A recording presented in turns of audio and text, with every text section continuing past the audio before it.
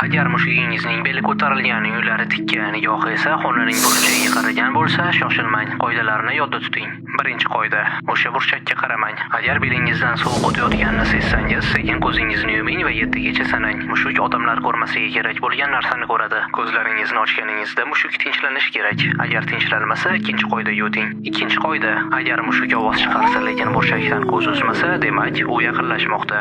Mushukni qo'lingizga oling, hatto tirnasa ham, va sekin eshik tomonga yuring. Orqangizga qaramang. Koridorda chiroqni yoqing. Bu uni biroz to'xtatadi. Uchinchi qoida: agar burchakdan shovqin eshitsangiz, yerga metal narsani tashlang. Masalan, kalitni. Agar tovush yo'qolsa, sizda 1 daqiqa vaqt bor. Shu orada xonadan chiqing. Agar shovqin kuchaysa, joyingizda qoting va yodingizdagi she'rni ichingizda takrorlang. U qofiyani yomon ko'radi. 4-qoida: ertalab burchakni tekshiring. Agar u yerdan jun parchasini topsangiz, yoqing va qo'lini sochib yuboring. Agar mushuk 1 sutkadan ko'proq xonaga kirmasa, demak, u hanuz shu yerda. Oxirgi ogohlantirish: agar bir kuni mushuk bo'sh burchak bilan gaplasha boshlasa, darhol bu yerdan ko'chib keting. Bu uy endi sizniki emas.